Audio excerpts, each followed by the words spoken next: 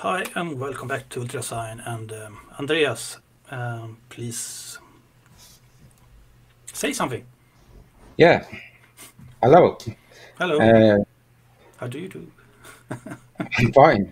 I hope you're fine as Okay. well. Yeah. Okay. Say I, something I, about the I music. yeah. Okay.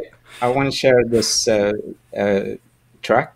It's from Depeche Mode. Uh, this is a track from the album Delta Machine, and I really don't like the song on the album or the Okay. production. I never liked it.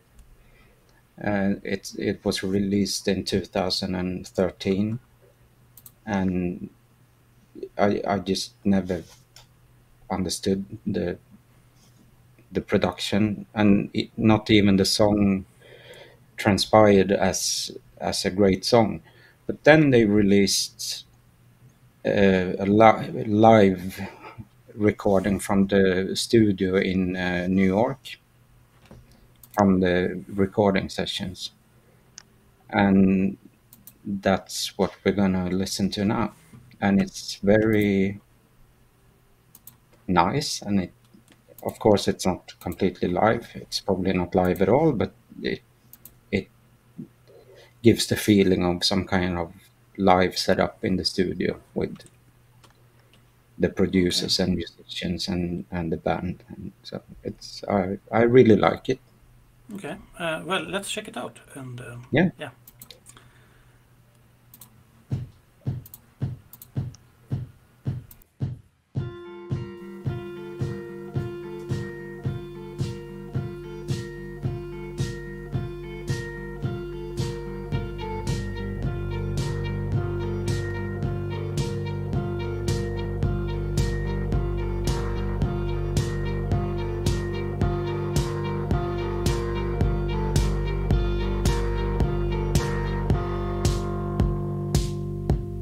If you want control without any pain, how long will you suffer? How long will you reign? You see the friend that I knew cannot be found, replaced by another wearing his crown.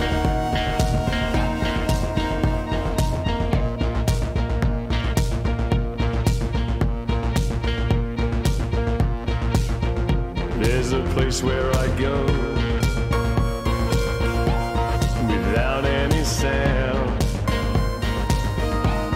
and only you can reach me. Only you're allowed, and you're so far away. You're so far from here. Do you remember a time without tears? When you're falling, I'll catch you. You don't have to fall that far. You can make it, I will be there. You were broken from the start.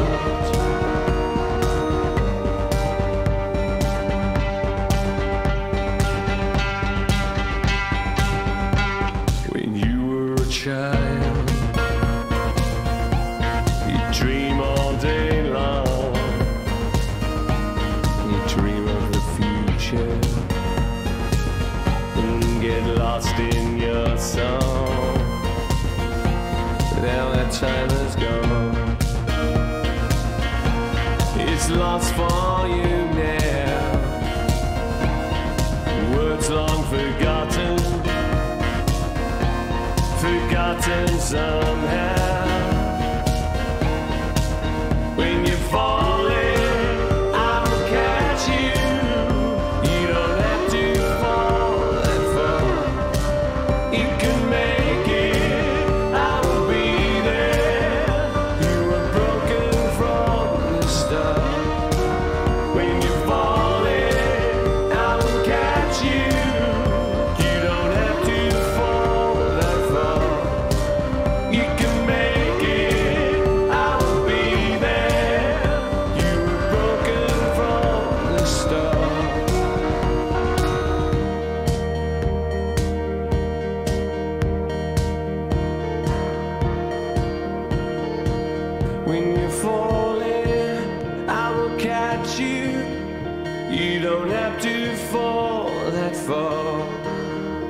can make it, I will be there. You were broken from the start.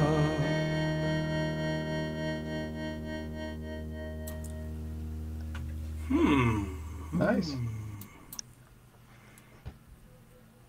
Yeah. Oh, sorry. All the time the music is going on in the background. I forget to close the windows. I'm kind of surprised, really, because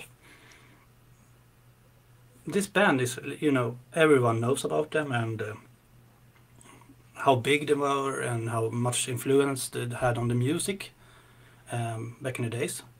But it was like, for me, it was like I didn't care about them after 90, something like that.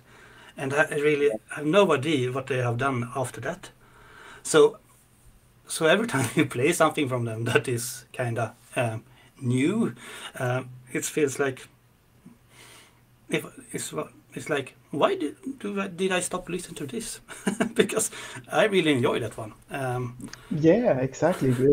I think it's like that for most people, that basically everyone knows about this band, but no one knows what they have done after 85 or whatever. But to me, this sounds still really, really good. Yeah, why uh, why did people stop caring after the 80s, 90s, whatever? Um, They didn't, because every world tour, I mean, they play 110, 15 shows in stadiums, and it's sold out every time, still today. Yeah, I Nice. saw it last time 2017 in Barcelona, I think, and it's like 50,000 people, and this is the same all around the world. Great. So people didn't stop nah, I just listening. think it's me and you, Robert, that have some other scene that we care more about. That when this Napster come, and we start listen to more and more music in that way, and then this music stream. You didn't listen to radio, and radio stopped playing different kind of music too. So it's more like, Yeah, but also radio doesn't play the new Depeche Mode yeah, stuff. I mean that. They play the songs from the 80s, Yeah, and and exactly what I mean. The radio play. I don't know, but kind of mainstream, and I don't know if Depeche Mode is mainstream today. Yeah, I think that's the point. They're still huge, but they have fallen off the mainstream radar, and Yeah, that's why you and I haven't really noticed anything for the yeah, and last few that years. what we used to listen to that is not mainstream is a totally different kind of music. It's not. I think Depeche Mode was more mainstream late 80s and middle of the 90s, Mm, because they had huge hits, and everyone, they were on MTV and played on the radio all the time. But this, Yeah, I mean, it's still one of the biggest yeah, but bands. a lot of more subculture music was a bit more mainstream back in the days. Yeah, yeah. But, Because we only had that channel to listen to. yeah, So, but my point with this was really that today, I mean, every record is great, and it's really inventing themselves every time, still, and it's like an alternative band now that are still one of the biggest bands in the world, which mm. is a contradiction somehow. And I think that's very cool that you can still want to uh, evolve and make progress and challenge yourself and not go you know the same path as the previous successful albums, yeah, because they really be inventive, and they still sell out the stadiums. yeah, and But this track or this video had what was it, 20 million views or something? Yeah, it's on not even okay in 9 years, but anyhow, it's a lot, you know. yeah, Yeah, but anyway, I really enjoy when a Yeah, band this old can still be relevant and not like with the rock scene where most of the bands that are 30 plus years they are making the same album every third year or so. But to me, this really uh, Depeche Mode has a like aura of nostalgia, but this sounds really modern and up to date with much of the other electronic stuff that is released right now. So yeah. yeah.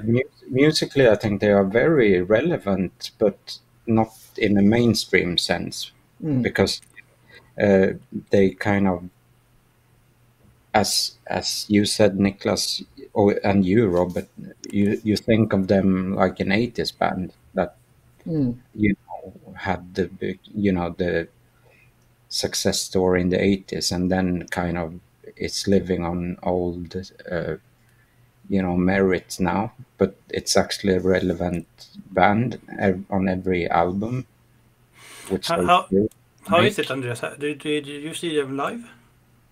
Yeah, many times. Okay, question. How is it with the fans? Do they only require the old songs, or do No, oh, the Depeche Mode fans are uh, very devoted, if you yeah, like, and it's, I mean, when they tour, when there's a new tour, it's always because of a new album. So they play basically the new album, and it fans love it because everyone has the album, of course. And then they also play the obscure old stuff that everyone knows, like B-sides in new versions, which I okay, love that bands do this.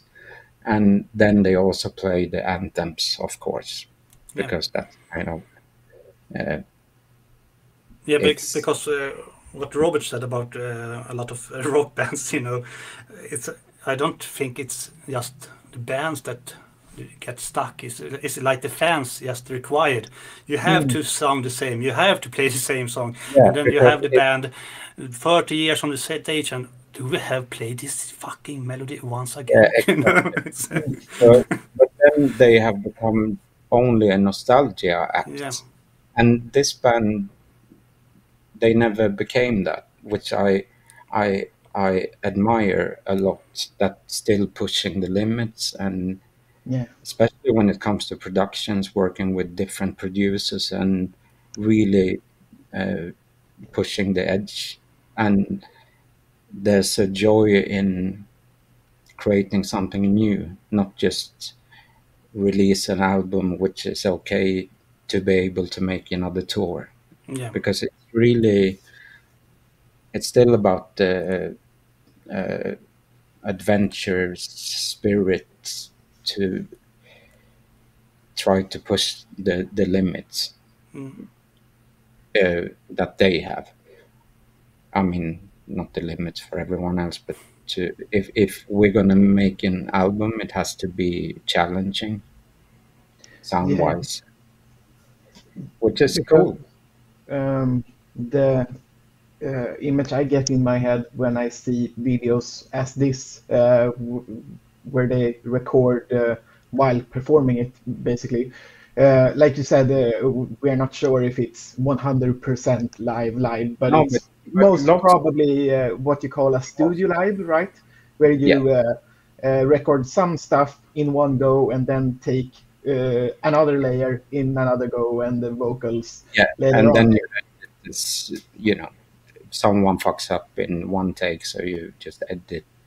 Obviously, I mean, I would do the same, of course, Yeah, but because it, but it it's kind it's of a live performance. You I mean, can it feels like feel, it's more a small correction yeah, afterward, and exactly yeah, that was what I was going for. This still feels playful and not in the way that you can.